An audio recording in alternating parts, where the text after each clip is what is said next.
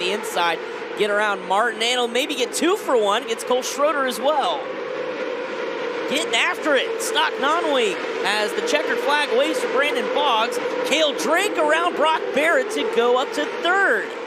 So all that happening in the final couple of laps. Boggs was gone with Nail, but Cale Drake. All right, what another, we got 2 big runs now with Drake coming from the 10th spot. Nice shootout for Cale Drake continues. Let's go up to Chris Moore. Thank you, Connor. Got Chris Carroll here. Chris, you told me a couple more laps, you might have won the daggone thing. What was making your race car work so well to work through the field like that? Well, they just reworked the track, and we found the moisture a little bit faster than they did. We got a good start there, and they stayed green. Everybody bunched up. We were able to get to about 7th. About 2 more laps, we might have been able to win that thing, but Chad Lair had that car on point. Him and the Dragonfly crew, I can't thank Kevin and Kathy Reed enough for everything they do for us. Kenny Kelch tuning on the injection all week. We've been getting better and better, so we'll see what we can do coming forward. Based on quick math, it looks like you got a good shot to lock into the A already. Did you expect that at the start of this thing? I thought we'd have to get to at least 4th. With them reworking the track, it could have went either way. We just had the car set up good, and hopefully that puts us in. All right, there you go, guys. The star of qualifier number 1, Chris Carroll. A heck of a run and a lot of congratulations up here. You shouldn't have to wonder. It's at 238 points his total. That is fantastic, but again, everything unofficial. I also want to mention Jake Nail did go 8-2, so a couple big runs in that second one as well. All right, Connor, here's your qualifier number 3 lineup. Gavin Michelle on the pole, Rachel Zabawa, Chevy Boyer, Chase Picola, Jacob Lucas, Jimmy Leal, Colin Strickland, Tyler Davenport, Tegan Moles, Colton Hardy, Kane Posey, Austin Wood, Justin Zimmerman, Cole Roberts, Guido Green with the defending class champion G-Money on the pole. That's right, trying to go back-to-back in stock non-wing. Last year, that was his first ever shootout A main appearance. Caution is out, and we had one upside down. Tegan Moles in the 4X, I think is who it was, and yes, and Tegan's been upside down this week already. The second time this week for Moles. A couple other cars involved. They drove away.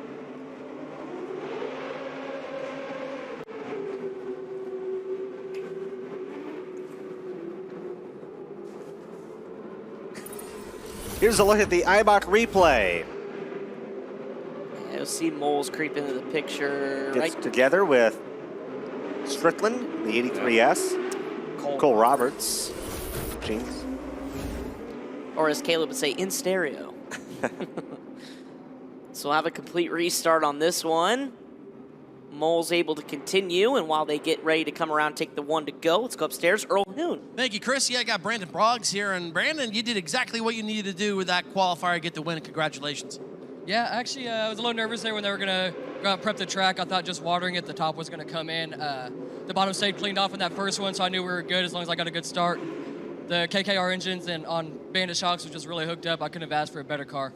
Brandon Boggs, guys, he says he's going to make a couple more changes, but did exactly what he needed to do, got the win. That's right. You know, sometimes it's a little less pressure because you know you just have one job, and that's just to stay where you are, but at the same time, made a good point. You never know what the track's going to do, being the first race out.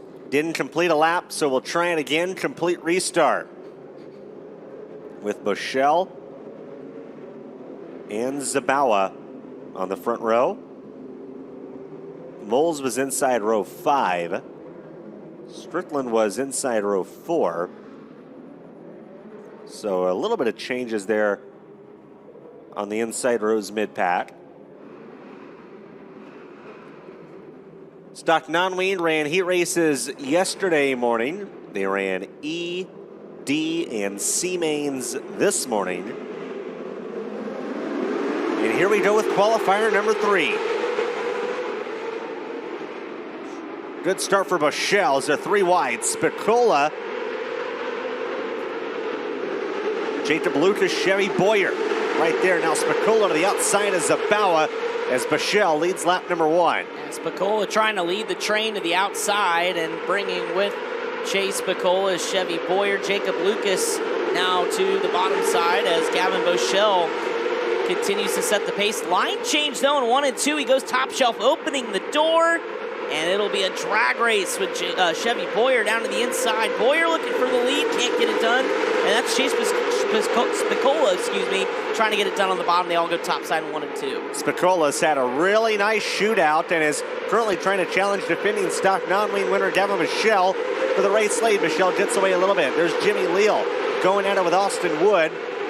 Those drivers scored 7th and 8th. Here's Spicola to the inside of Boyer. They go at it for second. Boyer stole second momentarily. Now they slide each other in 3 and 4. Spicola back to the inside. Has the spot at the line for now. Yeah, these two still getting after it. And this is just allowing Gavin Boschel to run away with this one. Spicola will fire one to the inside, skate up across the middle. Oh, Boyer got out of shape, and that allows Spicola through. And here comes Colton Hardy in the 41H. Hardy contact 3 wide off of 2. He gets shuffled out of the mix because here comes Austin Wood.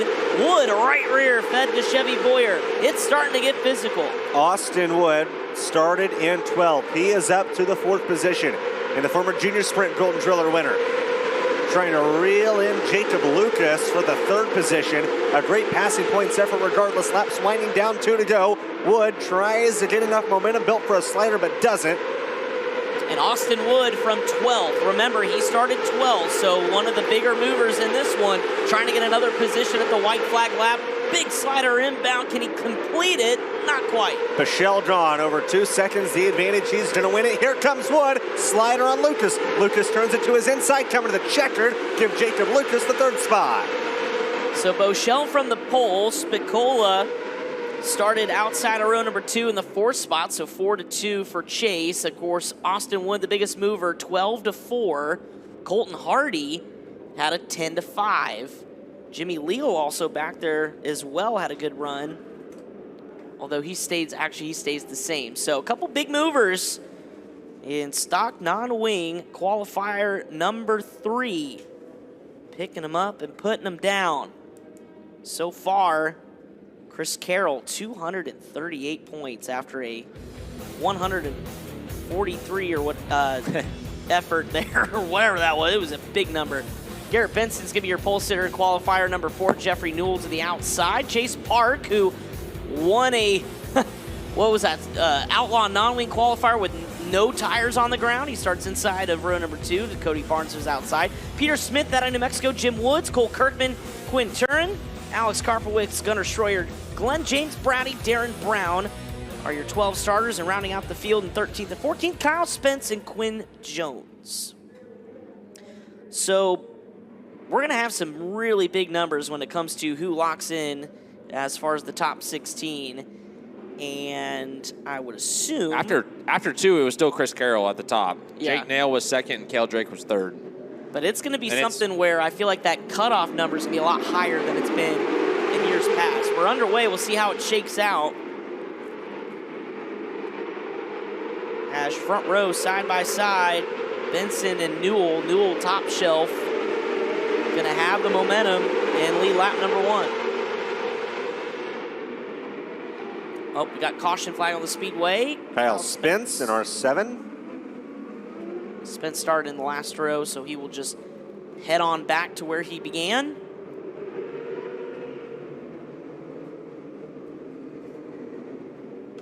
But my point being, I guess, is if, you know, the 1-to-1s or those that you don't really move, I feel like now with all these big 8-3 or 12-4, it's going to make those points very, very close, depending on, I guess, where you ended up coming in. Instead of having a bunch of guys at 110 for a cutoff line, you're going to have to be 118. Yeah.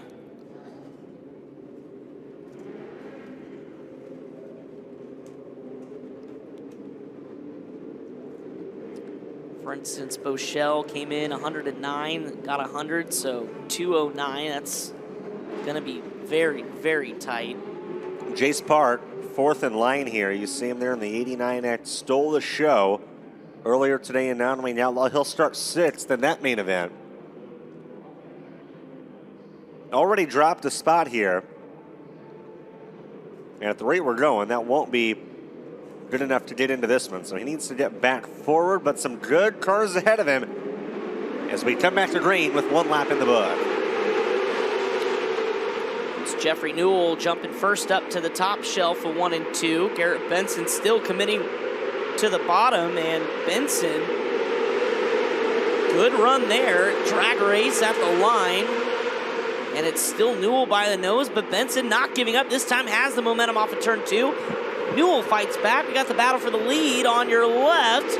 And here comes Jace Park running 5th. Looking for more as he tracks down Peter Smith. He'll cross over the nose and move into 4th. Garrett Benson, so impressive on the bottom.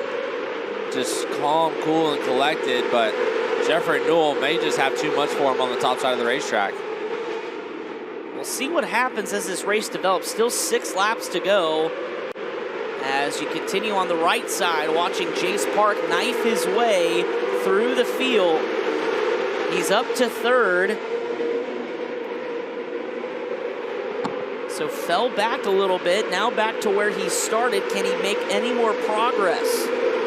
As Newell continues to hammer the top side of the racetrack. Yellow flags out for Kyle Spence. And the 24T of Glenn James Brady bringing out the K1 race gear caution.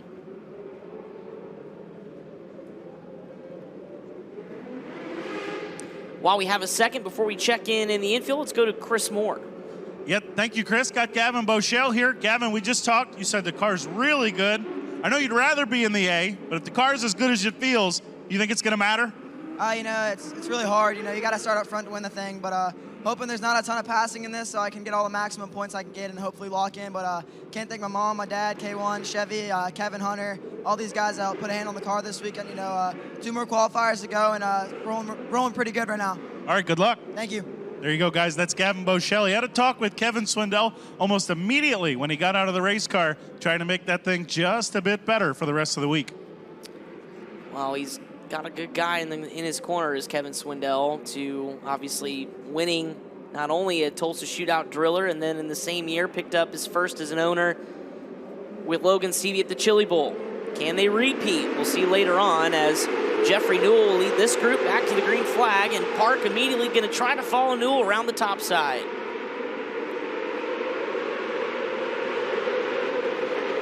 Three and 4, a long way around, but Newell still holds the advantage. Garrett Benson, though, not giving up on the bottom, and he's not really losing. He gains a little bit off corner entry sometimes, and he may lose a little bit, but about the delta being the same. As you take a look farther back, Peter Smith trying to fend off Cole Kirkman.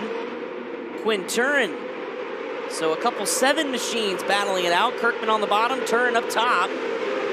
Just ahead, the 49R of Cody Barnes. And Jace Park has got second. Battle for the lead now is up on the left-hand side of your screen. As you look a farther back, Jim Woods entering the picture in 8th. But here comes Park, now a slide job for the top spot. He's got it. Jace Park trying to win 2 qualifiers and go 2 for 2 as here comes Newell fighting back. Contact with the right front. Jace Park holds on. Wow, checkered flag is out, and Jace Park, a valiant effort for Jeffrey Newell. And Park happy about, kept all 4 tires on the ground this time. And you could see the excitement for the CB Industries team as Park takes home another qualifier, coming home from the 3rd starting spot.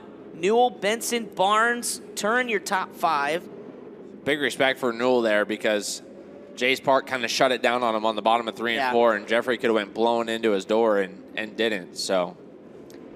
Turin a top 5 from 8th. Nobody from the back, so that one we didn't see a big-time point scorer, although it'll get tight for those around the front. Qualifier number 5, Connor Wade. Halfway through the stock non-wing qualifiers, Connor Gross and Braxton Wager on the front row of this one. Zach Riddle, Curtis Jones in row 2. Row 3, Trey Marcham and Robbie Smith. Row 4, Brody Graham, JW Henderson. Row 5, Tommy Koonsman, Colton Robinson. Row 6, Aiden Price, Michael Pacinto. And row 7, Paige Moss, Daniel Schaefer. Everybody headed down the ramp, as you saw on the Joe's Racing Products ramp cam, getting their seats for qualifier number 5. 4 down, 4 to go in terms of stock non-wing qualifiers tonight.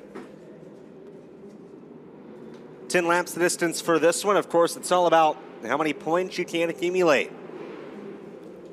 Passing and finishing points awarded to the drivers, combined with heat race efforts to lock in the top 16 In the main event tomorrow night, everybody else goes to B's. We're green, and already some 3-wide action through the field. But the early lead goes to the pole sitter, Connor Gross. Zach Whittle, who I'm sure just heard about his teammate, Jace Park, getting a qualifier win in the previous one, rides in second, feels the pressure from the veteran Trey Marcham. 22 Curtis Jones dives to the inside of Wedder.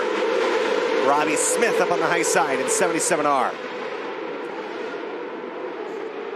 2 laps in the books. Marcham and Smith right there. Battle for the lead. Zach Whittle has worked in. Weidel, I should say. Zach Weidel has worked to the inside of Gross. Throws a slider.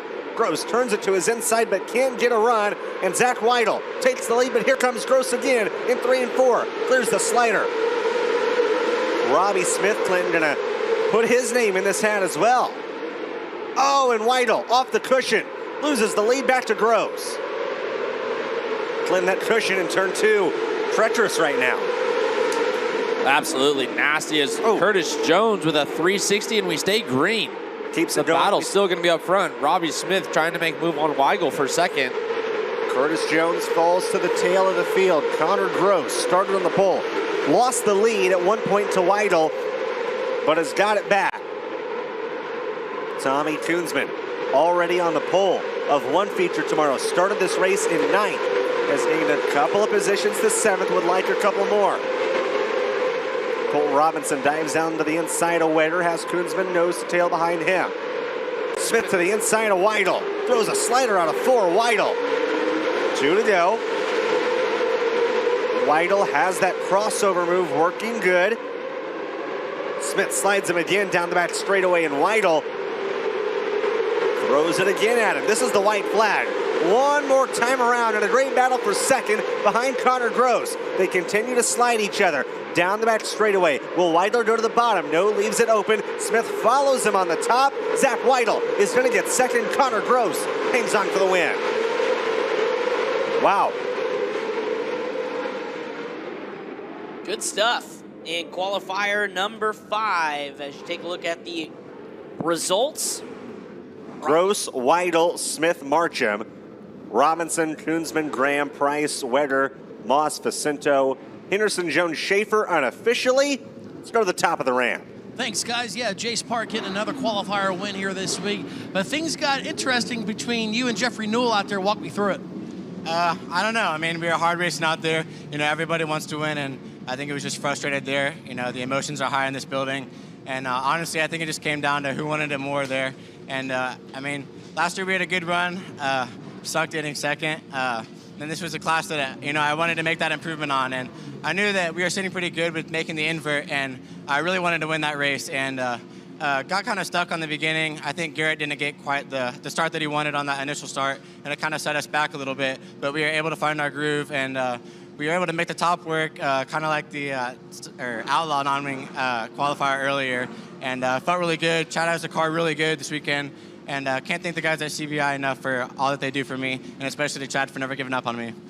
Jace Park, guys, finding his groove here in Tulsa. I can let you know when Jeffrey Newell did get out of his car, he went over to Chase and gave him a big old long stare that lasted for about 2 minutes. So things are starting to heat up here at the top of the ramp, guys. A little intimidation factor, maybe. Let's check out the iBox Springs replay. This is the 720 by Curtis Jones. Wow. Stand on the gas. A little bit of contact, able to keep going. Good job by our camera crew to capture that. Clint, were you kind of surprised by the finish there for the second spot in that last one? Thought maybe Weidel would go to the bottom after they've been sliding each other, and then Smith just kind of followed him around the top. Yeah, I thought Smith would throw one last Hail Mary at him and just didn't pull the trigger, but you know, maybe felt like he was at danger of someone sliding from behind him or driving around, so just wanted to fall in line and finish it off. A little bit of moisture being applied to the racetrack. While they do that, let's go to Chris Moore. Thank you, Connor. Got Connor Gross here. That was a fun battle, trading sliders with Zach Weigel. Just tell me about it. Looked like you had a little bit better car, but he wasn't going to let you have it. Yeah, I went out there and I ran the bottom for about 2 laps, and then I started to hear him wind up there. So I moved to the top going into 1 and 2, I think, on lap 3 or something. And he was able to actually, must have been ripping the top and able to get a run, slide me, and then traded sliders for a few laps there. And then I was able to finally clear him because he hit the curb pretty bad going middle of 1 and 2. But that was just a different style racetrack than I'm used to. Pennsylvania, New Jersey, we just don't really get curbs that big. So I was trying to learn as I go there, and I don't know if that's going to lock us in the feature. Probably be in front of a B, but car's good, and can't thank my dad at CPG Motorsports for an engine that's so powerful, Evo fuel injection, Countryside Tree experts, and then my mom watching back at home. All right, good luck, man. Thank you. There you go, guys. That's Connor Gross. Zach Weichel was driving by, or rolling by, here past the scales and stopped to make sure he could give a fist bump to Connor Gross. The two of them put on a good show. They certainly did. As we take a look at qualifier number 6 with Megan Thomas on the pole to the outside, Drake Edwards in that 3E machine. Jackson Bishop, Bruce Newland Jr. will make up row 2. Cue Ball, Quentin Benson and Neil Allison will share row 3. Dakota Gay, Cannon McIntosh in row 4. Kyle Hooper, Kyle Jones. The Kyle Show, row 5. Then it's Brody McLaughlin, Jet Barnes, and rounding out the field, your top 14 starters, Trevor Klein and Jack Cassick. He made a good point. Pennsylvania, that part of the country, in terms of micro sprint racing, not so much of a curb. They usually deal with kind of more of the slick, flatter racetrack. So how difficult is it to know how aggressive to be here if you've never really had any experience on a track like this? Yeah, it's got to be super difficult because this curb will snap out and bite you, as we saw with Brody Brown earlier today. So it's a fine line between running it really hard and getting too aggressive on it, and the Tulsa Shootout curb eating you up. We'll see who can master it this time around. 6 of 8 stock non-wing qualifiers ready to get underway. They see the green flag off 4. We're underway. Drake Edwards all the way around the outside, loses a position here, possibly to the inside lane of Jackson Bishop. And he may lose more. Quentin Benson up to the 3rd position as Edwards continues to lose positions around the outside of the racetrack. Staying committed as the freight train rolls by on the inside. Dakota Gay is up there. Cannon McIntosh next to challenge, although looks like a lane change for the 81A of Gay down at the bottom. I think at this point, she just got to sell out on the top and hope that you're the first guy there when it comes in. Not really losing ground anymore, which is a positive. Yeah, starting to maintain that position, number 5, as originally Edwards started in that 2nd spot. On the left side of your screen that you saw there was the battle up toward the front, but again, Edwards starting to actually make up quite a bit of ground here. Yeah, I mean, he is literally driving it so hard around the outside, and you can see there just ahead, or just behind, Quentin Benson following suit. So both of them may think they know something the others don't about where the moisture is on this racetrack, as Edwards and Cue Ball again trying to track down Jackson Bishop, who's up and over that curb several times the last couple of laps, and that's opening the door here for Edwards. Bishop, your leader, now in danger. So sometimes perseverance pays off. It does right now for Edwards, who's caught your leader side by side into turns 1 and 2, this time off of 2. Edwards with a full head of steam may clear him off 3 and 4, and he does. White flag.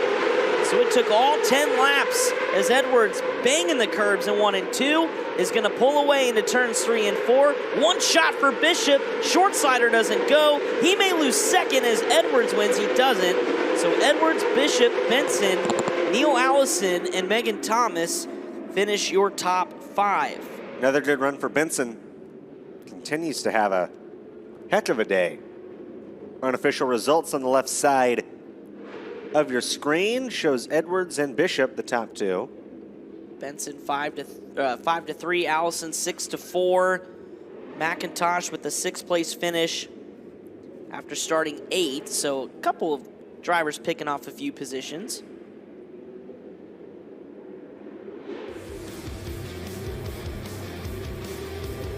As you take a look now, we'll get a little look at maybe some unofficial points coming up as qualifier number 7 hits the racetrack. The youngster, Cale Coons, on the pole outside Darius Myers. RTJ starting inside row number 2 with Darren Stewart starting in that 4th spot. Reed Whitney, Frank Flood, Evan Dixon, Ashton Torgerson, and your 9th and 10th starters, Cash Levenberg with Garrett Smith.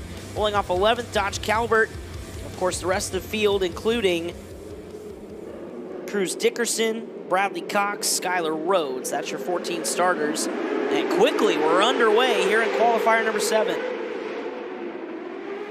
One car way up on that cushion. I think that's the 36S of Darren Stewart. Meanwhile, RTJ slides tail Coons. Coons gets loose, almost spun around, saves it, loses a ton of spots. RTJ is going to lead lap 1, though. There's Darren Stewart in that 36S. He loses a spot to Ashton Torgerson. Torgerson up to the outside of Frank Flood. It's RTJ, Myers, Flood, Torgerson, and Stewart the top 5. Flood slides up in front of Torgerson. Torgerson turns it to his inside, side by side entering 3. Clint, what do you think Flood saw? He was on the bottom the first lap or 2, moved up high though.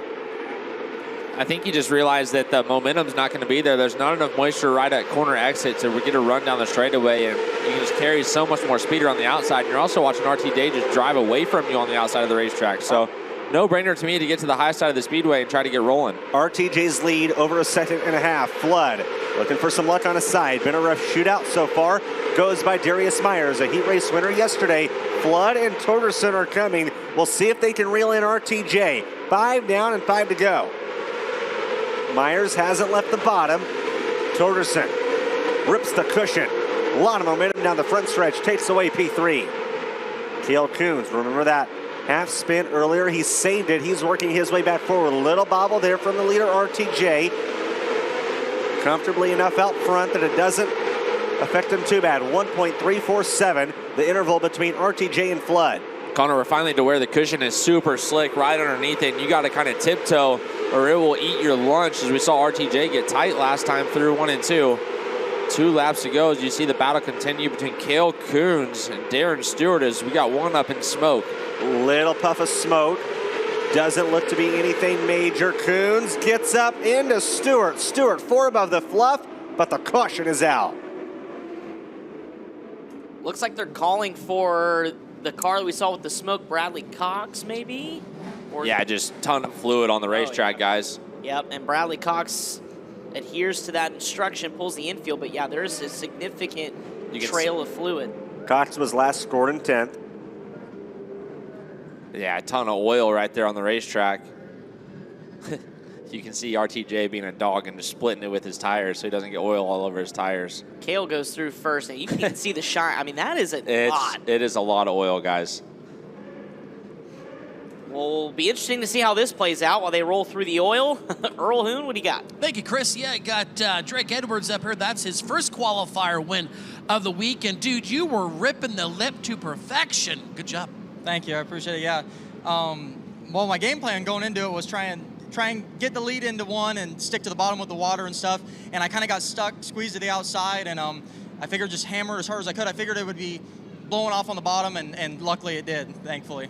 Thankfully, guys, I mean, when he moved up to the top, that thing was ripping in that qualifier. Certainly was.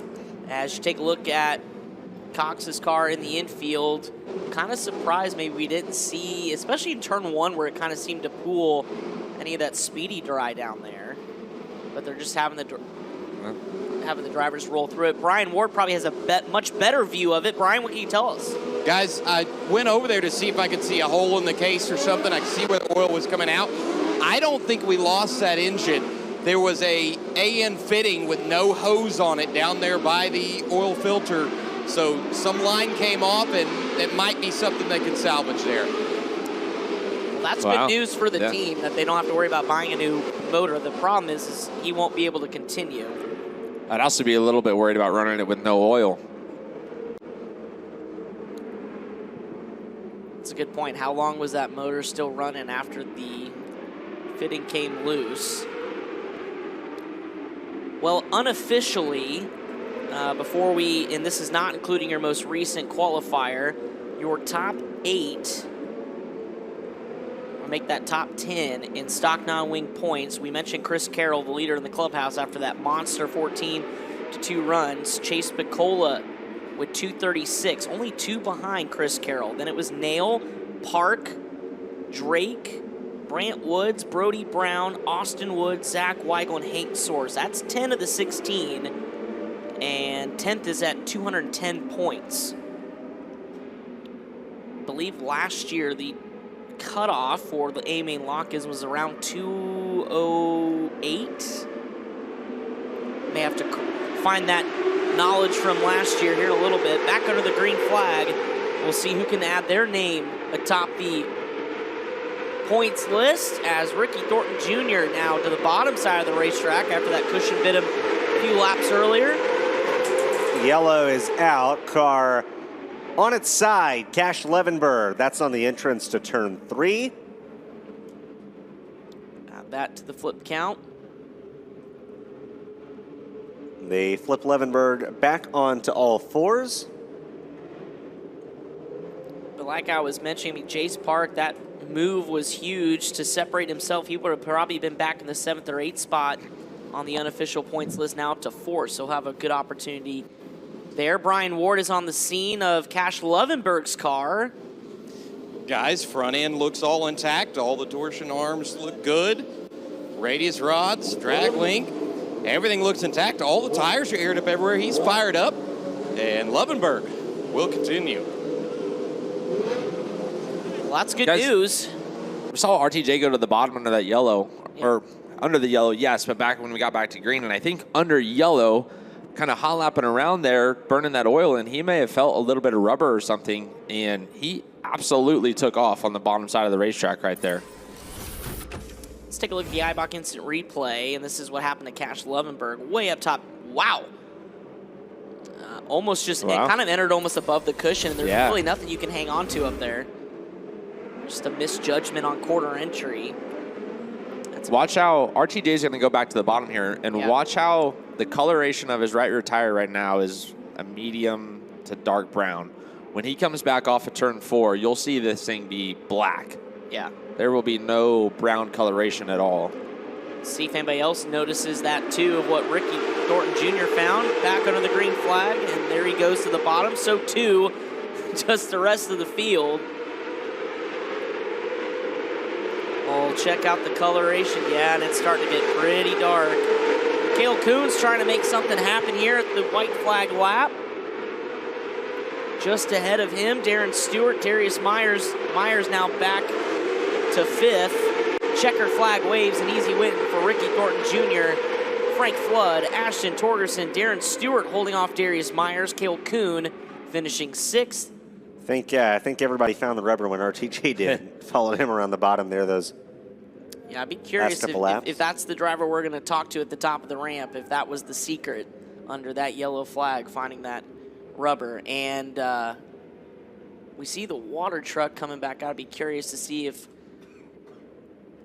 Brad Chandler, Chili Bowl Gravel, or Steve Hahn or anybody's kind of paying attention to what's going on. But our 8th and final stock non-wing qualifier about to hit the racetrack in another loaded field as we look to find our top 16 lock-ins. Dason Persley, Darren Notty, your front row, Jonathan Beeson, and Josh Marcham making up row number 2. KJ Snow, Christian Bruno, row 3. Hayden Maid, Chloe Cotton in row 4. Brent Cruz, Dustin Phillips rounding out your top 10 starters. Then it's Anton Hernandez and Josh Spatola starting 11th and 12th, and rounding out the field, Philip Cordova and Austin Olstrom. So the final 14 cars participating in stock non-wing qualifier action. Who goes to the big show? Who will be visiting a B-main come Sunday morning? And what a shot. I mean, I talked about the crowd a little bit ago. That's pretty good for Saturday early evening. Here at the Tulsa Shootout, you can see they're just above us at the Flow Racing Brian Kapinski broadcast booth. And those stands will be full about this time tomorrow, as we will probably most likely be sitting in LCQs, which are some of the most intense races you'll see as drivers try to find a way to lock into the big show. Ron and Supply's speed shot, getting the cars out on the racetrack.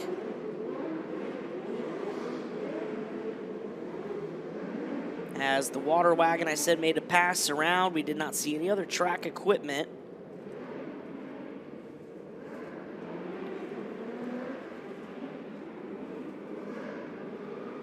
Jason Persley.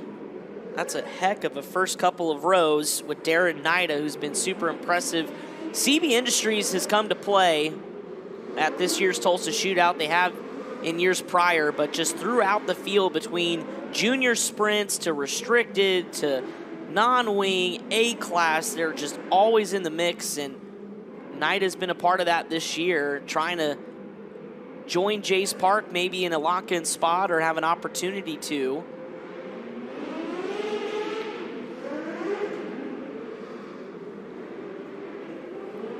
And I'd be curious too as well, we talk about drivers studying up in the ramp and in the lineup area on Flow Racing, if they noticed anything about what Ricky Thornton Jr. just did, because they didn't touch the bottom with that water. Yeah, I think that oil had to have something to do with the track just completely cleaning up and taking rubber per se. While we have a minute before they get lined up, Chris Moore is at the top of the ramp with the CSI Shock interview. Yeah, guys, you got it. That's exactly what Ricky said to me before he got out of the car. Did you find that out under yellow, that there was rubber down there, or just when you took off under green? Well, they had us pack it in, and like I took off, and I'm like, oh my God, there's way more traction down here. Before that, we were playing leader runs the top, so I was just staying out there as long as I could. Then I kind of cheated. Normally last lap you can go to the bottom. Well, I went with 2 to go. So no, really awesome car. Gotta thank Harley, Holly driven Midwest. We did a couple things to our car last night and got really good, and I did the same thing to this car. So really good. Gotta give a big shout out to my parents, my brother back home watching, my wife, my boys, my little girl are here, so it's pretty cool. Hopefully that puts us in. I'm not quite sure. I feel like it will probably still be in front of a B, but overall, really good for the stock non-wing. You tired of talking to us yet? No, I'll never be tired of talking to you guys. There you go, guys. RTJ. I feel like we've talked to him, I don't know, 15 times already this weekend, but he's been hot. Unofficially 6th for RTJ. Yeah. With 1 qualifier to go. He's having fun, and I know a lot of folks are as well, but we're going to see what happens in our final stock non-wing qualifier of the night. 3 wide on the start. Boy. Yeah, Nida got pushed up nearly into the fence, losing a couple spots. KJ Snow capitalizing. Jonathan Beeson on the bottom. Lap 1, Jason Persley. Top 3, really top 4 all around the bottom. Persley pulls out to a bid lead. Good side-by-side battle for second. KJ Snow gets in front of Jonathan Beeson. Anton Hernandez in 25-8, currently in 8th. Excuse me, takes the 7th spot away from Josh Marcham, now to the inside of Darren Nida. That's Britt Cruz on the bottom, ahead of the 2 of them. Side-by-side right there. As Anton now going to move into 6th. Hernandez started in 11th, so keep an eye on the 25-8. 11 to 6 in 3 laps, now make it 4. Nida loses a spot now.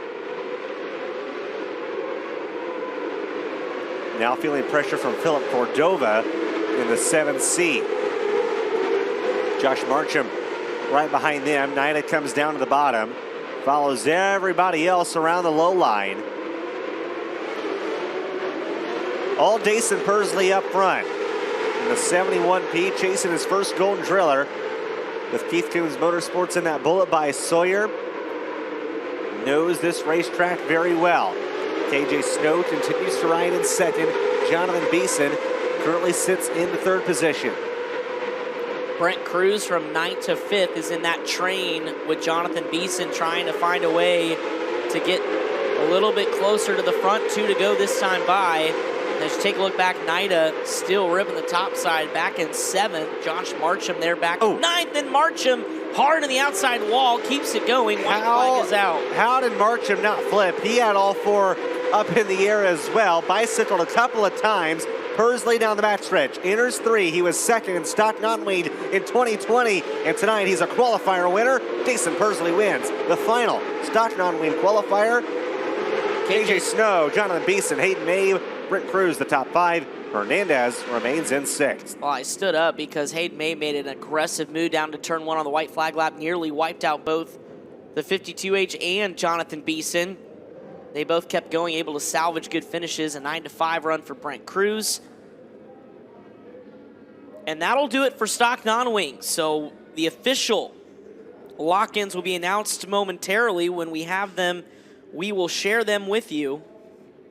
But we can all but go ahead and crown Chris Carroll, your pole sitter, for stock non-wing. So we'll take a quick breath and catch our breaths before we go back qualifying racing with our restricted A class. You have been watching live coverage of Flow Racing of the 39th annual American Waste Control Tulsa Shootout, powered by NOS Energy Drink. We'll be back in a minute.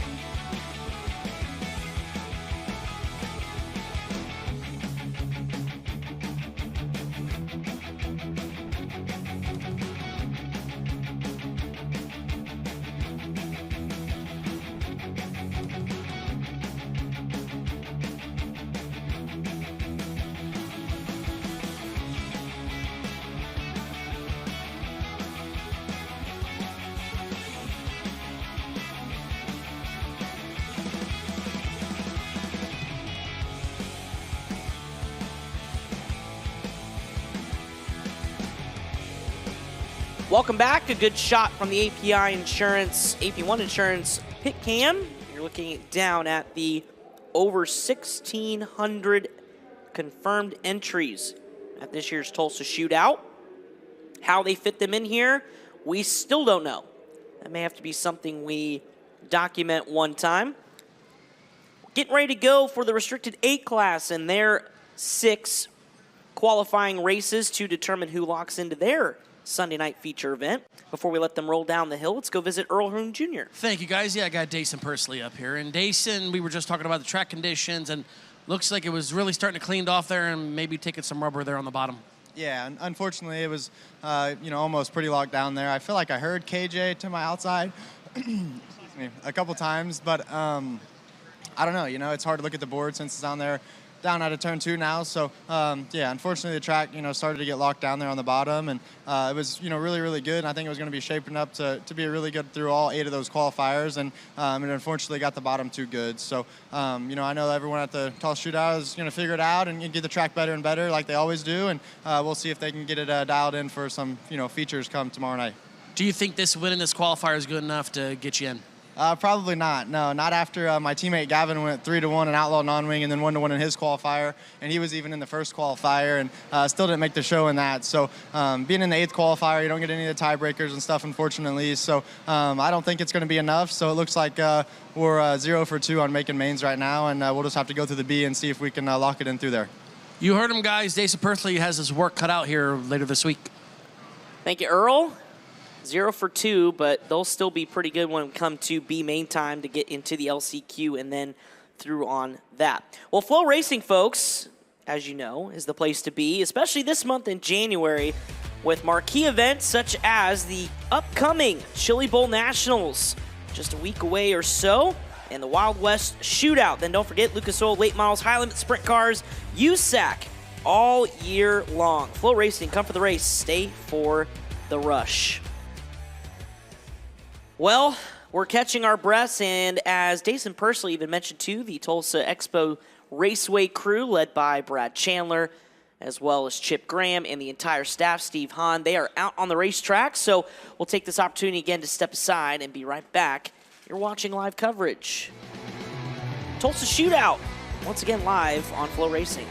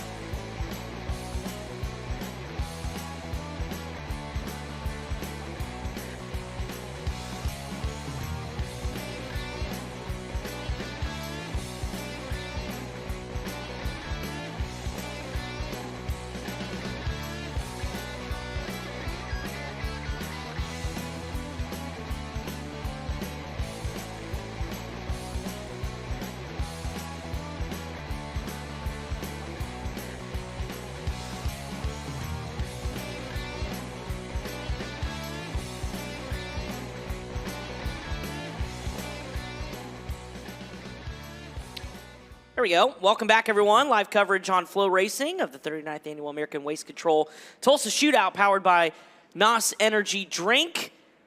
Plenty of track prep going on around this racing surface, and so they were seeing what we saw at the end of those stock non-wing qualifiers. So before we get to the restricted division and the rest of our qualifiers tonight, we have to catch our breath, but at the same time get to share with you a pretty good, cool story that you, Clinton Boyles, got to do on Talkin' Tulsa.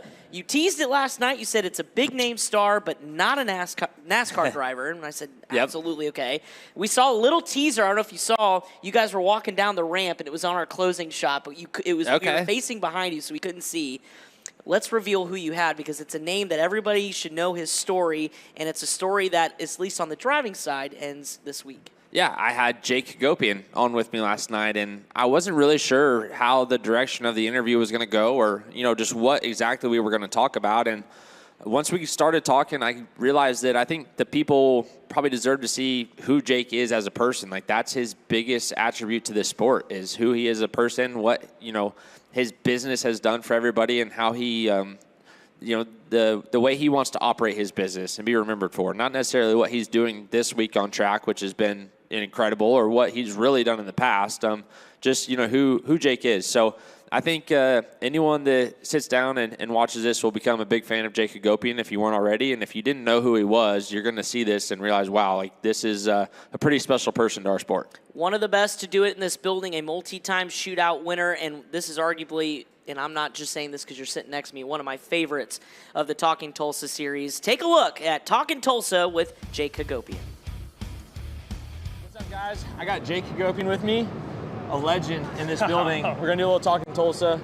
We'll head down this ramp, and I feel like everyone in this building knows who you are by this point. Like, I say you're a legend in this building, but I want to take it way back to start as little Jake and how you got into racing, because you're a third-generation racer? So not quite. My dad raced, but my grandpa owned midgets. Okay. He never raced himself. Yep. Like, so back when he was a kid in the 40s, there was Kearney Bowl Raceway in Fresno, and his older brother would take him, and they were just poor Armenian people. And my grandpa was like, one day when I have money, like, I want to have a race car. Yep. So he never ran one. But that's how he got into racing, and my dad got into racing at the same time. He was right out of high school, and my grandpa bought midgets, and my dad bought a micro, and they never really raced together. Okay. But that's kind of how, like, the racing thing happened, yeah.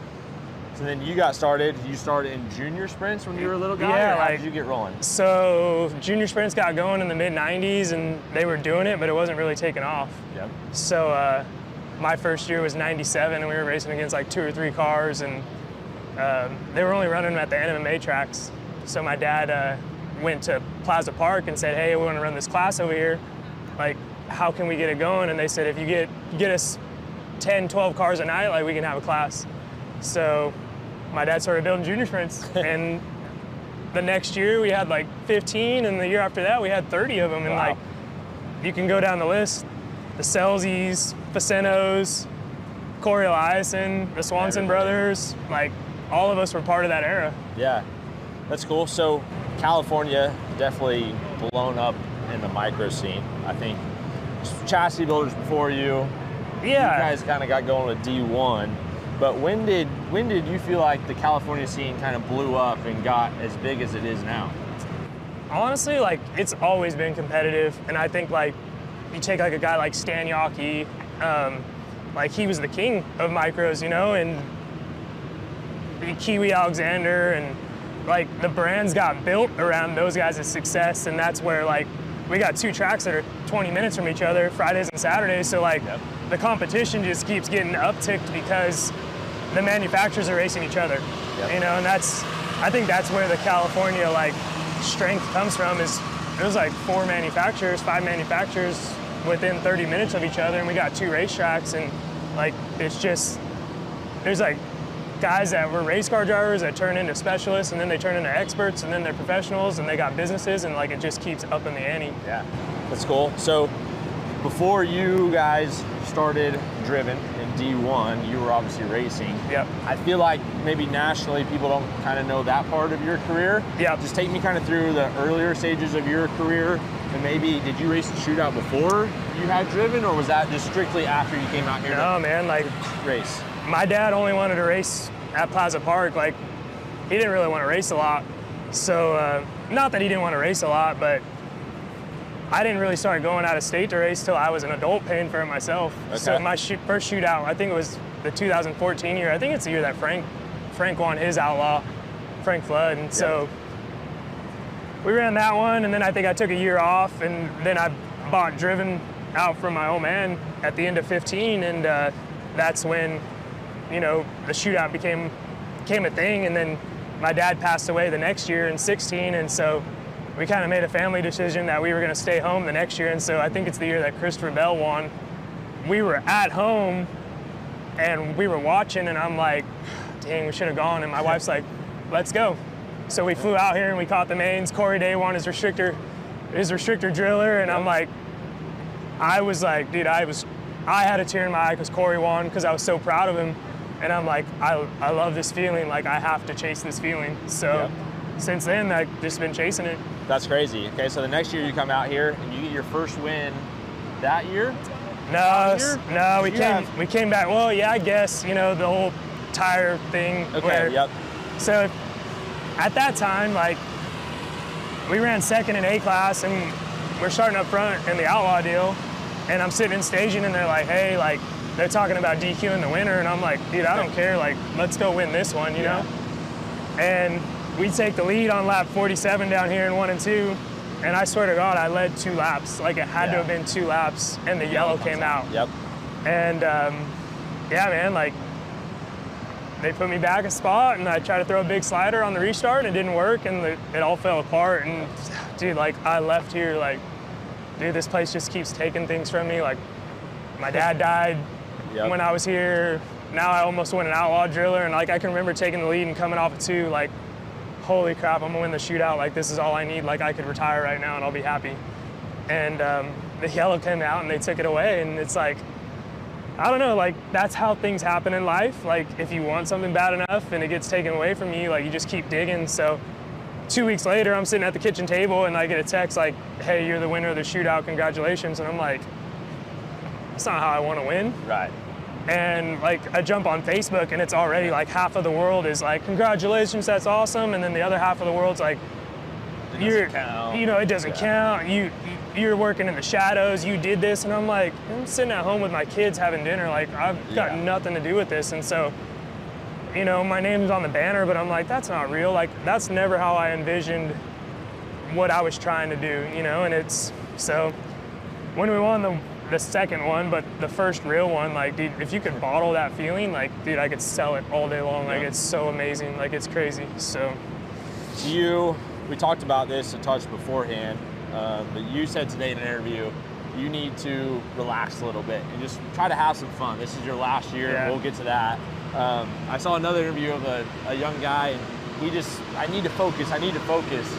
It sounds like you're maybe working on finding that balance. You know, take me through how you kind of prepared yourself to win your driller and the dedication that you put in, because I think the dedication you put into winning your first driller is probably the same dedication you put into your business, your family, everything else, just so people kind of know, you know, what you're all about. Yeah, no, I mean, like, anything in life you want to do, like, if you want to do it, you got to do it. Like, you can't wait for anybody else to do it for you. And like, this beer in my hand, like, I haven't had a soda or a beer in 3 months because I was trying to get ready for the shootout, because like, being healthy matters to me. Like, a buddy of mine, Jordan Burnett, like, last year before the shootout, like, I didn't feel like I was ready because I wasn't really racing as much as I had been in years past, and we started training together and we win the shootout. And so like, I've been training still. Like, I've raced 6 times this year. So I don't know, I mean, I've always been really serious, but I have a group of guys around me that are fun. So that's a good balance for me. But at the end of the day, like, everybody knows, like, I've just said, like, this is my last shootout. Like, I'm not gonna race anymore. Like, there's so many other things that I feel like are more important for me to focus on. And I wanna win big races. Like, I think I still can, because we have learned so much in the last few years, but it's like, it's only good for me, you know? And it takes so much of me to try to get that ultimate result that I don't think it's fair to the other things that I care about in my life. So, I mean, I dreamed of winning 1 shootout. You know, winning 2 was freaking absurd. You know, 3 for, you know, and then 4, you know, it's like, what do I got to be upset about? Like, I'm not trying to get to NASCAR. Yeah. So, okay, I got 2 different things I want to go here, but let's backpedal. You don't want to get to NASCAR, but I think there's a million people out there that think you could have made it at a higher level if that's maybe where your passion was. Maybe it wasn't, but you drove a sprint car for Jason Myers for a while. You were, I felt like, pretty successful to go compete in the California scene. Yeah. Just, you know, what's your thought process, your decisions like, why you maybe didn't pursue that harder, or why, you know, that didn't work out? I mean, if we go back to when I was younger, like, my dad didn't want me in a big car. Yep. And there was a couple times in my younger days where I had people come to me and like, hey, I think you should drive a sprint car. Like, I'm gonna talk to your dad about it. And I was obviously not an adult yet. And my dad's like, absolutely not, I'll sell the 600. Like, if you're gonna go sprint car racing, like, I'm out. Yep. You know, that's on you. And so he kind of like clipped my wings. He made me scared that I wasn't gonna be able to race anymore, and he made me scared of it. And to be honest, like, I spent a few years of my adult life like spiteful of it. And he never like told me for real, but we went to Australia and raced and we had success, and they like wrote an article about it, and like everybody knew the connection between Myers and my dad, because my dad was Jason's mentor in the micros in the 90s. And they said like, okay, Jason went on to win World of Outlaw Championships, like, do you think your son could have done it? And my dad's like, absolutely, but I didn't want that life for him. Right. And I didn't realize that until I had a wife and kids, and I hate being away from my family. Like, it's so important to me. So yeah, did I want to be that guy as a sprint car driver? Like, when Jason gave me the opportunity to run the sprint car, it was going to be a one-time thing. Yeah. It was just like, what happened was like, I was at a function and I'm talking to HP Myatt, and I'm like, hey man, who's going to run the sprint car next year? Just trying to make conversation. And he's like, we're thinking you. And I'm like, what? It's like, you know, and he's like, blindsided. yeah, he's like, we're thinking about you. And at the time, Corey Day was running the micro for me a little bit, and we all had a good thing going, and obviously had a connection with Jason. And I'm like, really? And he's like, yeah. He's like, let's do it. So like, quite a few months went by, and we finally did it. Like, we went and tested, and like, I had been telling my wife, like, I don't need to drive a sprint car because, one, I could get hurt in a micro tomorrow and everybody's gonna be like, man, like, that shouldn't have happened to him. Yeah. But if I go and get in a sprint car and get hurt, everybody's like, what's he doing? Like, he didn't need to drive that sprint car. Okay. So like, my wife had heard me say that so much. When the opportunity came, I'm like, I don't wanna be 65 and not do this. Yeah. So we did it, and it was gonna be a one-time thing.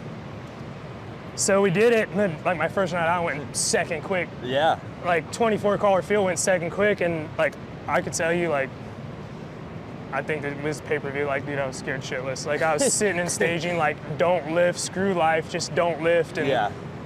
We ended up running like 7th in the feature, and I came in, I'm like, felt like trash, and like, I'm apologizing, and everybody's like, no, it's fine.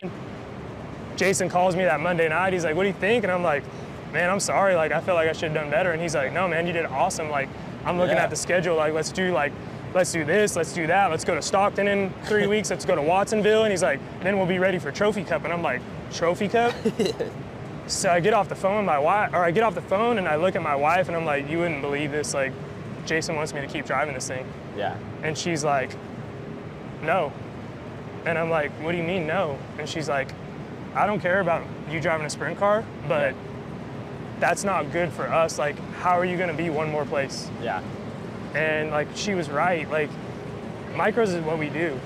Yeah. You know, like, how can I go sprint car racing and then be at a micro track and then be part of my family? So yeah, it was cool that we did it, but I think that's what, like, I personally admire most about you is how dedicated you are, one, to your family, you know, which it's cool that you're in a position where you know how much your family means to you, and then two, your business. You know, what you've built with Driven, everyone knows how talented you are behind the wheel, but the business you built and the mentality behind your business, and I think your business ethics that we see here at the racetrack is incredible. You know, how do you get to where you build that brand to where Driven is like genuinely a family and not just a parts manufacturer or something like that? Yeah, I don't know. Like, I think you just get surrounded by good people, and you know, you want to Poor Chet. We're running Chet ragged here. I think I don't know, man. It's just, I feel like sometimes people don't think it's real, or like we're putting on a front, or like I've spent a long time like trying to prove myself as a race car driver, and sometimes trying to prove myself as a person. And like if I'm being frank, like how do you keep up an act for that long, you know? Like, right. There's no way. I'm just trying to be me and the best version of me, and sometimes it's not the most popular opinion. Like, I'm not out of line, I don't think, but like I try to be as consistent as possible, and sometimes that works for certain people and sometimes it doesn't. But like I think that's where like the whole driven mindset comes from, is like it's a little bit corny, but like it's a mindset, you know, like and I like to be around people that are motivated and people that see a bigger picture and they're bigger than themselves. Like, I don't know, like I like driving race cars, I like winning races, but I still feel like driven's way bigger than me, you know? Yeah. No, it's cool to see what you've built here, and I think your son is probably, you know, the future of you, and maybe not driven, but he has the opportunities to do what he wants to do. Is he super passionate about racing? Does he want to do other things? You know, how does that happen? I don't know, man. Like, honestly, I loved racing growing up, and I was around it just as much as he's around it now, but there was things that I wanted more of, you know, like I wanted nicer race cars, and I wanted a bigger trailer, and I wanted polished fours in my shop, and like my dad didn't care about any of that stuff, but he had nice stuff, but there was certain things that like I just dreamed of, you know? Yeah. And now we've done them, and it's like oxygen to my kid. Like, he doesn't even think twice about it. Right. And so, like, I know he enjoys, like, he loves being here. He loves being at the racetrack. Like, when I get out of the car and I do good, like, he's got a big smile on his face. And then if I have a bad run, you could tell he's, like, worried about how I feel. Mm-hmm. But he doesn't quite have that desire himself. And so I just tell him all the time, man, like, you don't got to race for me, but I want you to make sure that you put your all into whatever it is that you enjoy, you know? So if it's racing, great. If it's not, like, I'll be all in with him on that too. You know, this is my job. I gotta be here, but I'll make sure that I'm there for him too. Yep. One last thing, we're back at the top of the ramp. What would it mean to you to walk up here Sunday night with the 55-lap Outlaw Golden Driller? Dude, it'd be amazing. Like, do I deserve it? Like, dude, nobody deserves it. Like, you don't walk into this building like claiming anything, like it giveth and it taketh, you know? So I would love to, but dude, there's people that race all year long, every weekend building up to this, and like I think about it a lot, but man, like I hope, and I'm gonna do my damn best, but if not, like I'm gonna walk out of here, I got my business, I got my family, I got everything, like there's nothing to be ashamed of, so hopefully. That's a pretty good perspective. That's Jake Open. Thanks for talking to us, man. Appreciate it.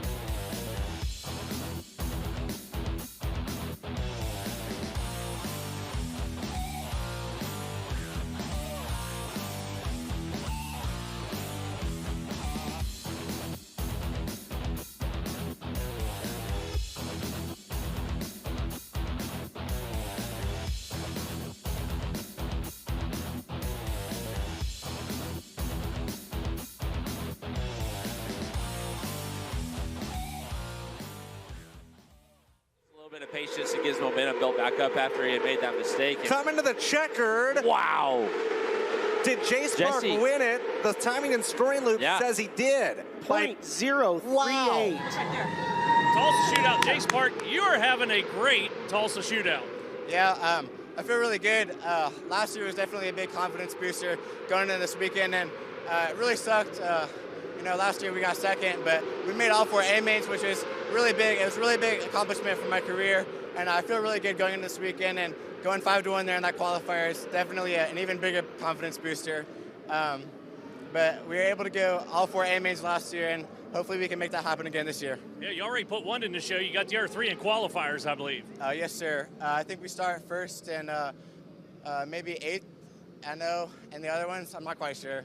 We'll have to see the lineups, but feeling good overall. I know we have some solid points, but we'll see how it goes, and we'll keep digging. We're going to change up subject for you here a little bit. Coming in with Chad Bode. There's like 17 cars back at that pit. What's that like? Yeah, I think he has 14 cars or something crazy like that, but that's probably one of the biggest amount of cars in the building for one team especially, but Chad's done a heck of a job.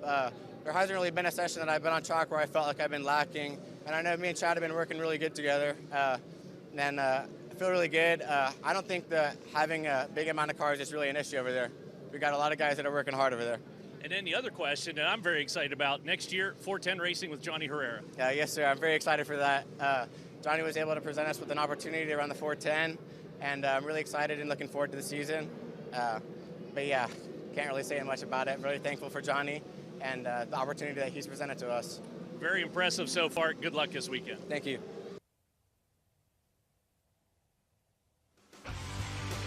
Shootout, and we caught up with 2 stars that were, if you saw this morning, flagging with the flagman Terry Maddox, Kale and Mason. How long have you been flagging for?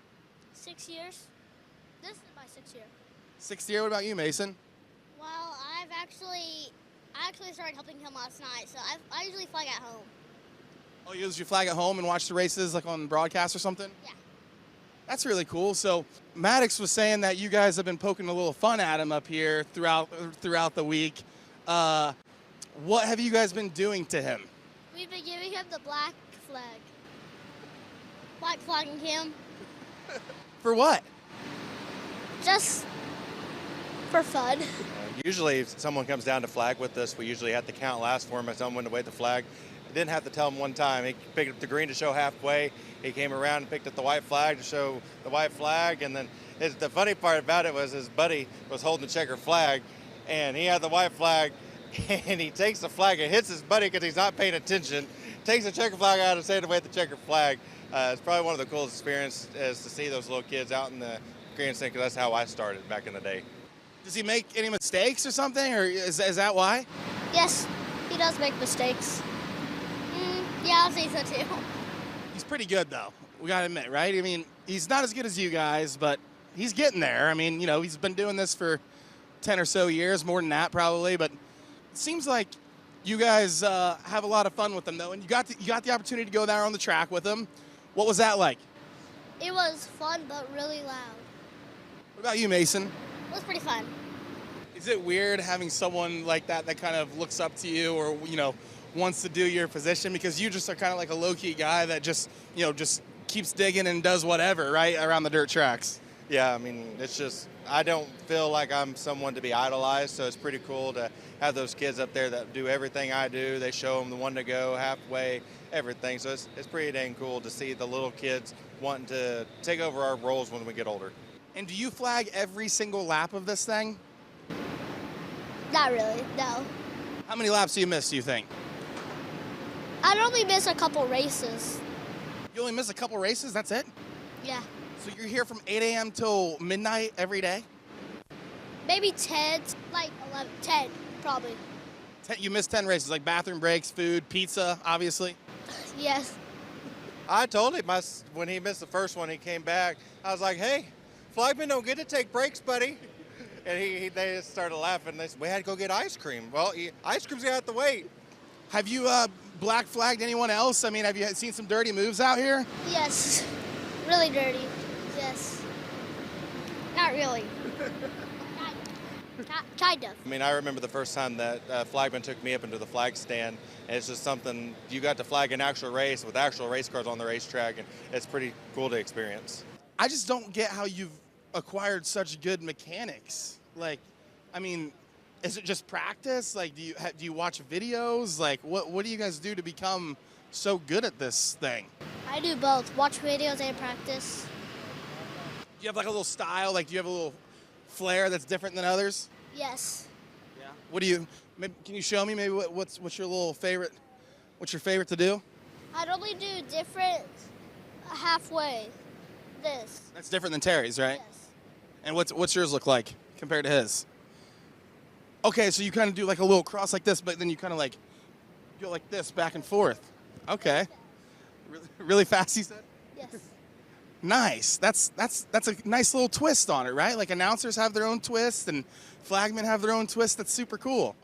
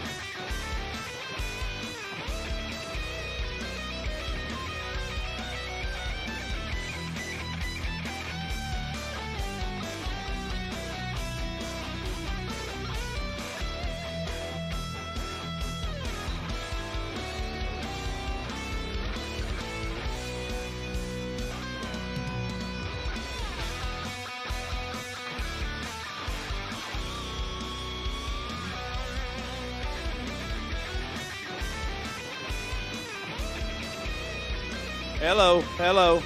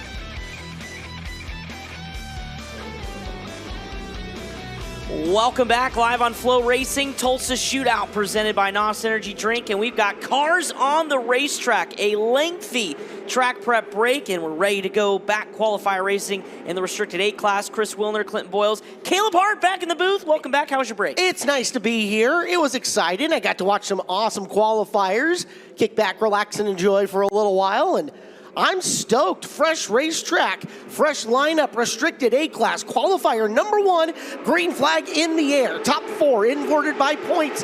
This is the final point scoring chance they've got to lock into the A main event. That's right. Kinzer Bloomquist and Carson Bolden were on the front row. Give your early lead to Carson Bolden. As we look back through the field, quick yellow before they get to the start-finish line. It looks like the flat right front tire on the 26 machine, or the 926 machine, Mason Skinner. Also, right before this race got up and going, Cortland Stevens went up the ramp, so the 1S not in this field as well. Already guys dropping like flies. Restricted A-class qualifier number 1 of 6, so 298, 299, 300, 301, 302, and 303 will all be restricted A-class before probably the most anticipated qualifiers of the entire weekend. It'll be the winged outlaw qualifiers to follow that for 8 of them. And then we finish our night off here on the night shift, 8 winged A-class qualifiers to polish the whole thing through. That's right, and then we get to Championship Sunday just like that. This Tulsa Shootout is flying by. Let you know who's in the racing field now as we get the one-to-go signal. We mentioned Kinzer Bloomquist and Carson Bolden, JT Daniel, Deegan Wells, Bryson Roush, and Deacon McRoberts, Trevor Gotch, Mason Nestor. We mentioned Cortland Stevens up the hill, Mason Skinner, Jude Allgaier, and Kyle Hooper. 2x2 down the back straightaway. Second try at getting this started off. Through the corner, we're green. Down the front straightaway, it was Bolden who got the jump the first time. Second time, not so much the case. Kinzer Bloomquist looking strong, barreling it into corner number 3. Off of 4. He's your race leader. Now, he came in on the pole, on the outside looking in as far as points needed to get. So if you're Bloomquist from the pole, you absolutely have to win this. Otherwise, you're scratching B Main City. Yeah, you absolutely cannot go backwards really anywhere throughout this field, but definitely if you're on the front row. And right now, those two starting to check away just a little bit. Third place running Deegan Wells trying to keep pace. May creep in the picture here and battle for second. That advantage is expanded rapidly down the back straightaway. As out in front, it is Bloomquist. Taking a little while for the scoring loop to wake up after a little nighty-night nap. Lockdown racetrack, again, had a full rework. We had the tillers out. We had a couple of different passes with moisture. We had it packed back in, so should be set up. But again, first race out, locked and loaded on the bottom. They are ripping around here. 11.6 second lap times for your race leaders as you look a little bit farther back into the field. As the 19 trying to make something happen as well, JT Daniel. But back up front, still the same gap between your top two, maybe a little bit bigger this time for Kinzer Bloomquist. Scoring loop actually has Bloomquist being noted as James Farron right now.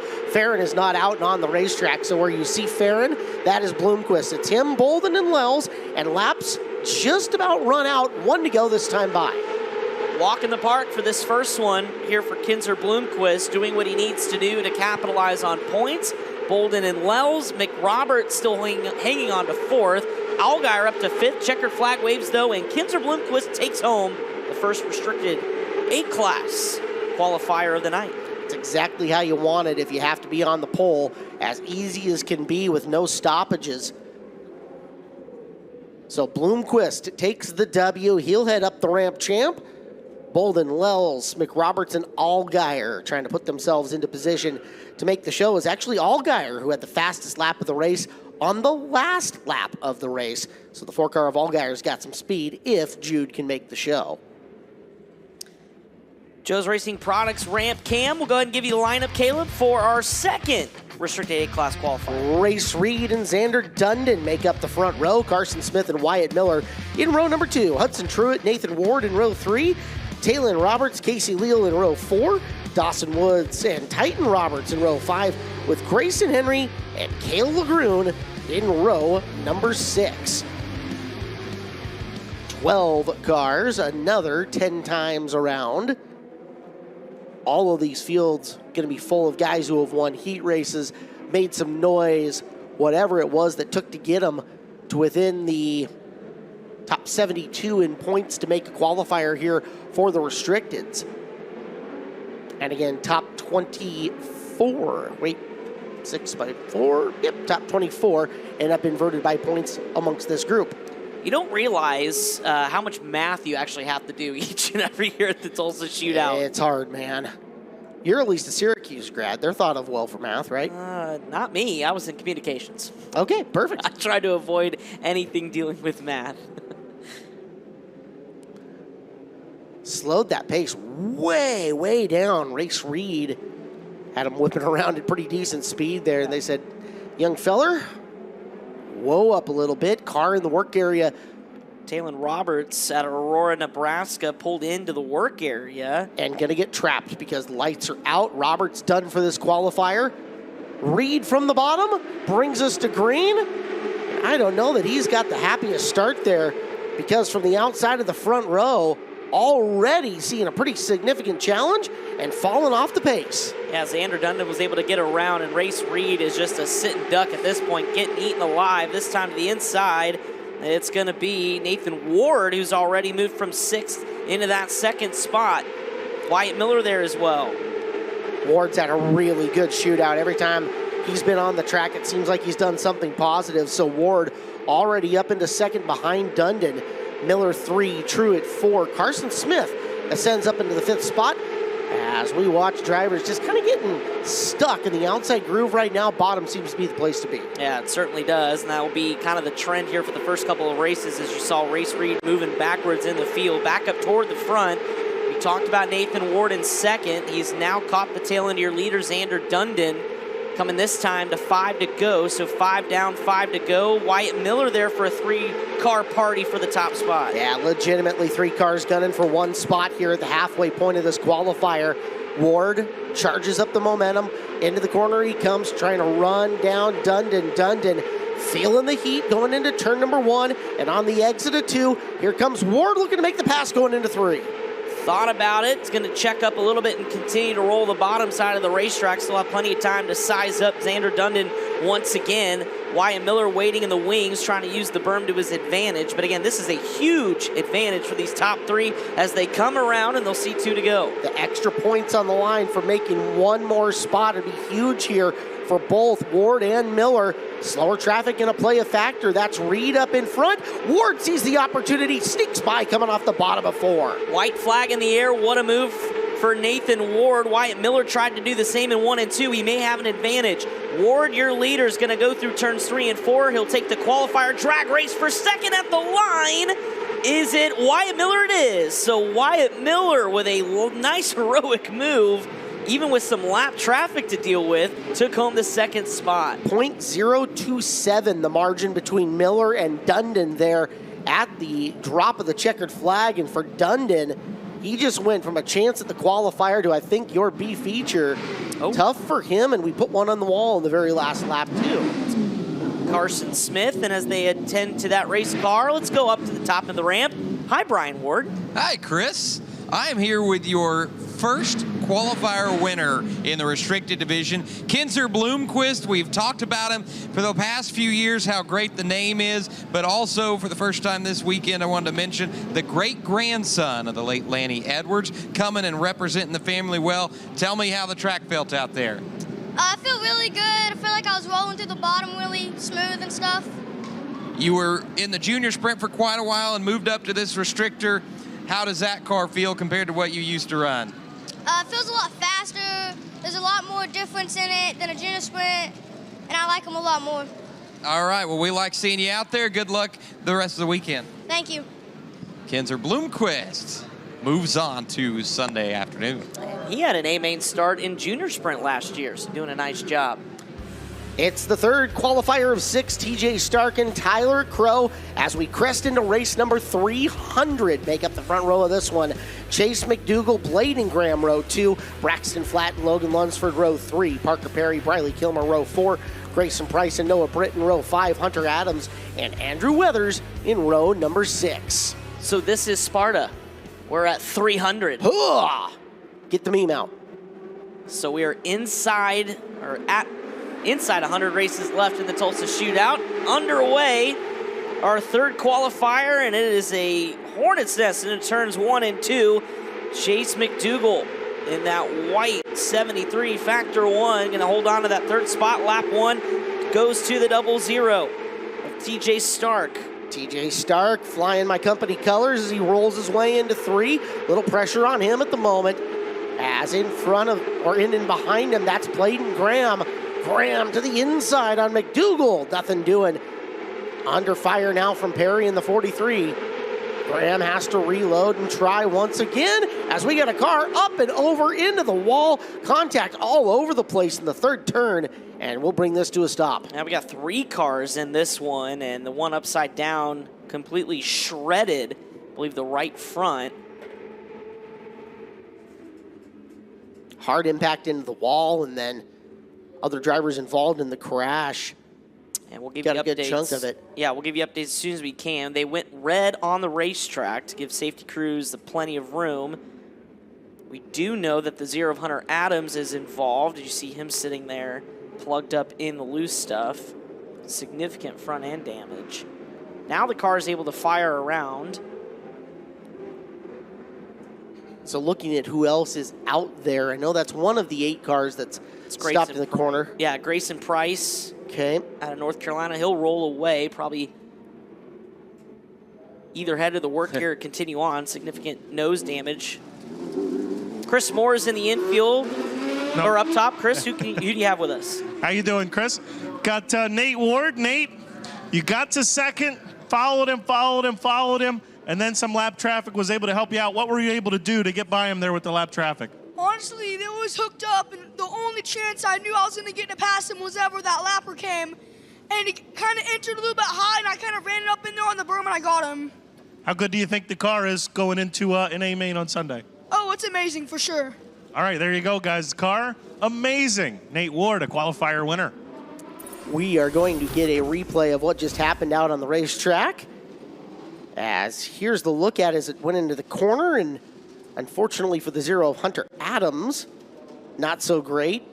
Took along the 6 of Briley Kilmer and a whole host of others on with him. Clinton Boyles has re-entered the chat. What's up, guys? Yo. 2 good qualifiers already down for the restricted A class, and off to a good start in this one. Only some carnage to tarnish it. Yeah, I got to watch the second one standing over underneath the bleachers. Saw a little race. These young men and women racing hard, racing for their racing lives at this point in time. Oh, yeah. Same point structure that we used to score them for the heat races. Just the same as all the qualifiers for all the adults coming through, and they know it's do or die time.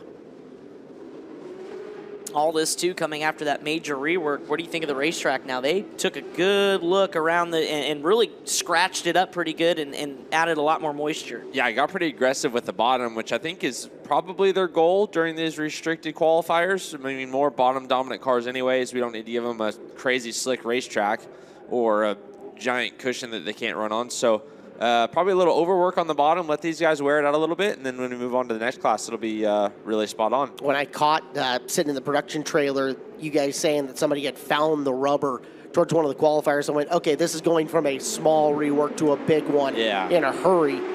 And it's shown off so far. Good speeds from these cars. They're in the 11-second brackets. For a restricted, that's lightning quick as TJ Stark brings us back to green. Chase McDougal still now having to play defense, although that time by Tyler Crow had issues, and underneath goes McDougal, bringing with him Bladen Graham. So Chase McDougal now up to second. Graham to third, but he's in danger of giving it back because he opened the door going into the corner. And Crow right back underneath him. Now Graham challenged on the inside by Perry. Perry finds the spot and moves it forward. Coming into that picture, too, is Braxton Flatt. We talked about how good CBI's been so far at this shootout. And Chad's pegged as Braxton Flatt an opportunity to maybe get a driller, but he's got some work to do to maybe grab a few more points. Held up in that sixth position. Well, important to designate, too. Chad thought that Flatt was going to get a driller in the junior sprints. Yeah. This would be gravy for him to be in this restricted A main and have a shot at it. Laps are ticking away. 3 to go. And this has been the TJ Stark show, guys. Look at that gap between him and second. McDougal's no slouch back there. On the track, 2.562 seconds right now. Yeah, you can go ahead and just shut her down as coming off of turn 4, the white flag is out. Maybe next time by you can shut it down. That'd be a bad plan. McDougal, though, has a train behind him, still trying to hang on for second through 3 and 4. Stark's going to easily win this one. Then it's a ways back. McDougal finishing second. Good battle for third, and Crow will hang off, or hold off, Parker Perry. Bladen Graham rounding out your top 5. Graham, your top point guy, coming into that and backs her up a spot. So that opens up the field for some guys to, from the outside, come on in. That's after a couple big mistakes from Graham because he was pushing for the second position and opened the door to be attacked and couldn't stop the bleeding very fast. Halfway through now, restricted A-class qualifiers here at the Tulsa Shootout. Let's take a look at qualifier number 4. Eli Holden starts in the front of this one. Brayton Roberts right next to him. Carter Beatty and Bradley Cox in row number 2. Cooper Miller, Heath Walton, row number 3. Lucas Malden and Bryce Kujath in row number 4. Sammy Porter and Clayton Jalakis, Jackson Wiggs, and Braxton Vasconcelos finish out the qualifier. We'll go 10 laps. Final chance for these young men and women to score some points. So story time, guys. Let's hear it. Love stories. Northwest team of Clayton Jalakis brought in the junior sprint team of Hudson Little and Ryan Cannon with them to come on down from Northwest Washington. Took off a couple of days before Christmas, give himself plenty of time, and got stalled in Colorado. Uh-oh. Would you like to know why? Why, Caleb? They struck a cow. Moo. I believe you mean boo, but I get it. Well done. So unfortunately, through the trauma of, a cow potentially losing its life to a race car hauler, or whatever happened, I don't know the exact story, but delayed them for a day or so and made their arrival here to the SageNet Center just a little bit late. However, they all got here. They're all good. I believe Hudson and Ryan are both done, so Clayton might be the last chance. However, he isn't a qualifier. That means he's going to run tomorrow. So that's good. They're hanging around for one more day, and they had a blast, and none of the kids seem too traumatized. Well, that's good. I'm from a Midwest, and I know hitting a deer can be pretty traumatic and damaging, so I can only imagine a cow. All right. Well, guys, Flow Racing, place to be here in January with marquee events such as the Chili Bowl and the Wild West Shootout. Then catch the Lucas Oil late models, high limit sprints, and USAC all year. Flow Racing, come for the race, stay for the rush. Gotta get the gravel in the voice. It's getting better and better every day. Thank you. I was just hoping that you would give it. I was hoping you'd give it one more read so I could critique your rush. No, I do not have the pipe. Rush. It sounds like Tony the Tiger. It's great. You guys are weird. Well, when you spend 14 hours a day with each other, sometimes consecutively for 5 years straight. It happens. You know what we're going to have to do, Caleb? We haven't done yet. Get a running tally of hours on air and all that stuff, because those numbers always surprise me. Yes, they do. Well, Dan, the producer man, couldn't make this event. He ended up at home for this one. Hope he's feeling better. Hope to see him coming up for Chili Bowl Nationals. But he has been the maestro of the running tally of stuff on that one. So, Dan, I know you've been watching. Hopefully we're doing you proud out there. Yeah, I talked to him the other day. He said he's ready to go for Chili Bowl. And while we get the cars rolling around the racetrack, Brian is at the top of the ramp. Guys, I've got TJ Stark, hopped out of one car, walked across the staging area because he's going to hop right back in another after a almost 3.5 second lead you had out there. That car was rolling in restricted. It was, very much so. 3.5 seconds is a little bit more than I thought it was, but I saw the guys showing that I had space, and I'm like, okay. Yellows came out, and man, we did it. We won the A class. Thursday. We won the A class. Today we just won the restrictor. Now we're going out in this beast to go win another outlaw race. And I just want to thank Joe's Racing Products, MJM Performance Engines, FK Shocks, my mom, my dad, my sister, Cole Curry, Braden Wagar, and everybody else that helps in the pits. There you go, guys. Keep an eye on the 00T at Stark. Thank you so much, Brian, and that's confidence right there, as we'll see him in just a little bit. Caution flag waves early in this one. Jackson Wiggs turned around the 71W.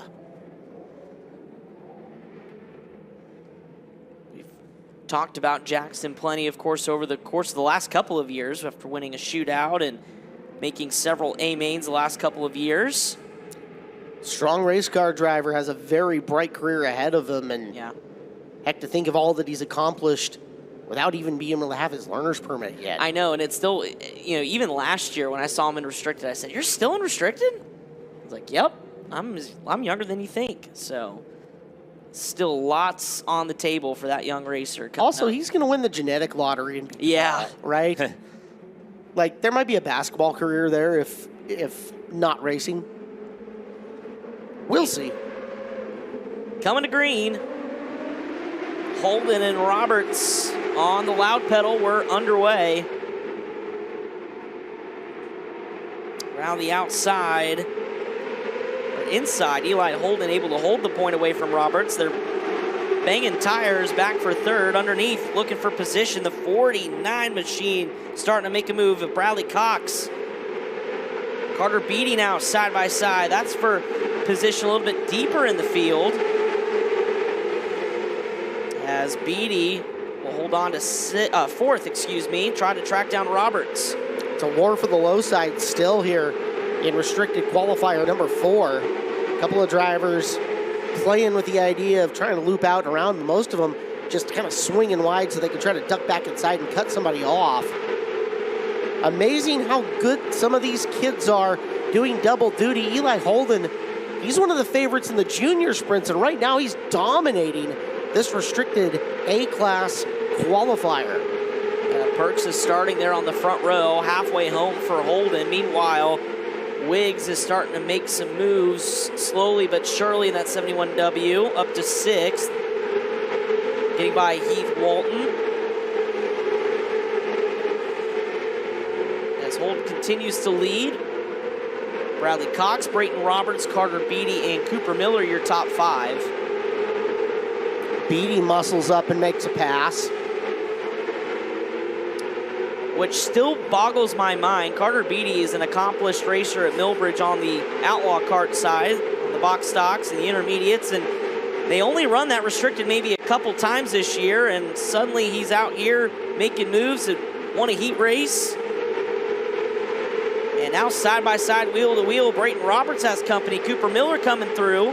Roberts pushed to the outside of the racetrack. Jackson Wiggs is going to capitalize at the white flag. Checkered flag now off of turn 4. Eli Holden wins it. Bradley Cox finishing second, then a little ways back to Beatty. Miller and Jackson Wiggs, your top 5. Wiggs all the way back up to 5th after that opening lap spin. Impressive. Driven Performance giving us our tiles here. Big thanks for the result tile to them. Eli Holden, Cox, Beatty, Miller, Wiggs, Roberts, Malden, Walton, Vasconcelos, and Kujath. Your top 10. 2 more qualifiers to go before the big show starts, guys. Yep, we're doing all right. Track's in good shape. Yeah.